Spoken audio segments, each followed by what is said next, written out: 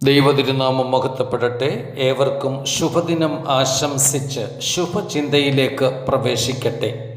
American വിമാന service തുടങ്ങുന്നതിന് മുമ്പ് അവർ മറ്റ് രാജ്യങ്ങളിലേക്ക് യാത്ര ചെയ്തിരുന്നത് കപ്പൽ മാർഗമായിരുന്നു. ന്യൂയോർക്കിലുള്ള ഒരു പൗരൻ യൂറോപ്പിലേക്ക് യാത്ര ചെയ്യുവാൻ കപ്പലിൽ സീറ്റ് ബുക്ക് ചെയ്തു. തനിക്ക് നിശ്ചയിച്ചിട്ടുള്ള ക്യാബിനിൽ ചെന്നപ്പോൾ അതിനുള്ളിൽ മറ്റൊരു യാത്രക്കാരനുണ്ട്. അദ്ദേഹം ചൈനക്കാരനാണ്. ന്യൂയോർക്കുകാരൻ സഹയാത്രികനെ കണ്ടിട്ട് അത്രയ്ക്ക് ഒരു പന്തി തോന്നിയില്ല. പൊതുവെ ആ സഹയാത്രികന് ഒരു കള്ള ലക്ഷണം. ഇതേ സമയത്ത് തന്നെ ചൈനക്കാരനായ യാത്രക്കാരനും ന്യൂയോർക്കുകാരനായ യാത്രക്കാരനെ സൂക്ഷിച്ചു നോക്കുകയും തൻ്റെ ഇരിപ്പിടത്തിൽ നിന്ന് എഴുന്നേറ്റ് പുറത്തേക്ക് പോകുകയും ചെയ്തു.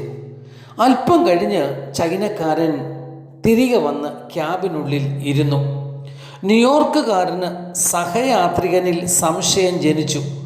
ഒരു പക്ഷേ തൻ്റെ കയ്യിലുള്ള വിലപിടിപ്പുള്ള സാധന സാമഗ്രികൾ സഹയാത്രികൻ അപഹരിക്കുമോ എന്ന് ഭയപ്പെട്ടു. അയാൾ തൻ്റെ കയ്യിൽ വിലപ്പെട്ട സാധനങ്ങൾ അടങ്ങുന്ന ബാഗുമായി കപ്പലിൽ നിന്ന് പുറത്തേക്കിറങ്ങി. വിലപ്പെട്ട സാധനങ്ങൾ സൂക്ഷിക്കുന്ന സൂക്ഷിപ്പുകാരൻ്റെ മുറിയുടെ അരികിലെത്തി. എന്നിട്ട് പറഞ്ഞു, എൻ്റെ വിലപിടിപ്പുള്ള സാധനങ്ങൾ സാധാരണ ഞാൻ തന്നെയാണ് സൂക്ഷിക്കുക. എന്നാൽ ഇത്തവണ എൻ്റെ സ്വർണവും വിലപിടിപ്പുള്ള സാധനങ്ങളും എൻ്റെ ക്യാബിനുള്ളിൽ വെച്ച് യാത്ര ചെയ്യുവാൻ എനിക്ക് ഭയമാണ്.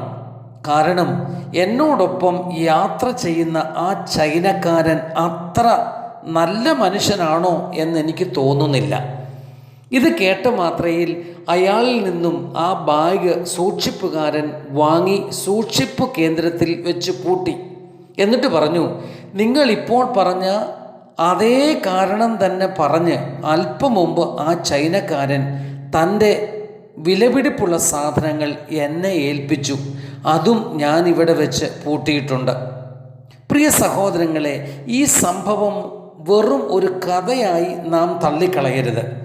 ജീവിതത്തിൻ്റെ അനുഗ്രഹീത വളർച്ചയെ പ്രതികൂലമായി ബാധിക്കുവാനും വ്യക്തിബന്ധങ്ങളെ ശിഥിലമാക്കുവാനും മുൻവിധി എന്ന ഈ മഹാശാപം മനുഷ്യജീവിതത്തിൽ കടന്നുകൂടുന്നത് ആപത്ത് വിളിച്ചു വരുത്തും.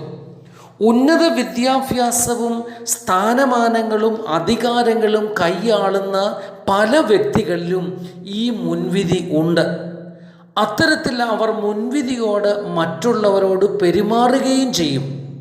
അത് ദോഷകരമായ സാഹചര്യങ്ങൾ സമൂഹത്തിൽ സൃഷ്ടിക്കുന്നുണ്ട്. മുൻവിധി ഒരു ദുർഗുണമാണ്. മുൻവിധിയിൽ അധിഷ്ഠിതമായ ആശയങ്ങളും അഭിപ്രായങ്ങളും സത്യത്തിൽ വ്യക്തികളിൽ സമൂഹത്തിൽ അരാജകത്വം സൃഷ്ടിക്കും. മനുഷ്യ മനസ്സിൻ്റെ സ്വസ്ഥത എക്കാലവും നഷ്ടമാകും. വ്യക്തിബന്ധങ്ങൾ ഇല്ലാതാകും. വിശുദ്ധ വേദപുസ്തകത്തിൽ ഇത്തരത്തിലൊരു സംഭവം ഉണ്ട്. സമൂഹം വേശ്യ എന്ന് മുദ്രകുത്തിയ ഒരു പെൺകുട്ടിയെ കല്ലെറിയുവാൻ ഓടിച്ച് ക്രിസ്തുവിൻ്റെ അരികിൽ എത്തിക്കുന്ന രംഗം. യാതൊരു മുൻവിധിയും കൂടാതെ നസറേത്തുകാരനായ ക്രിസ്തു അവളെയും അവളെ കുറ്റം വിധിച്ചവരെയും ഒരുപോലെ കൈകാര്യം ചെയ്യുന്നു.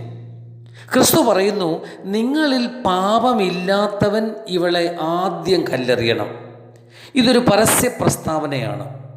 വന്നുകൂടിയ ജനസമൂഹം അത് ഹൃദയത്തിൽ പേറി. എന്നാൽ ആ പെൺകുട്ടിയോട് ക്രിസ്തു പറഞ്ഞു, നീ ഇനിയും പാപം ചെയ്യരുത്. സ്നേഹത്തിൻ്റെ ഉപദേശമായിരുന്നു അത് അവളും ഹൃദയത്തിൽ പേറി. വന്നുകൂടിയ സമൂഹത്തിനും വേശ്യയെന്ന് വിളിച്ച പെൺകുട്ടിക്കും ഒരുപോലെ നീതി ലഭിക്കുവാൻ അവിടെ ഇടയായത് വാസ്തവത്തിൽ ക്രിസ്തുവിൽ മുൻവിധി ഇല്ലായിരുന്നു എന്നതുകൊണ്ടാണ്.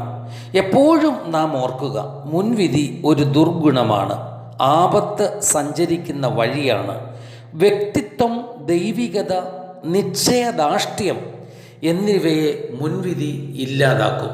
മുൻവിധിയില്ലാതെ ചിന്തിക്കുക, പ്രവർത്തിക്കുക, ജീവിക്കുക. ജീവിതം സുന്ദരമാകും. ഏവർക്കും ശുഭദിനം. സർവശക്തൻ അനുഗ്രഹിക്കട്ടെ. നന്ദി.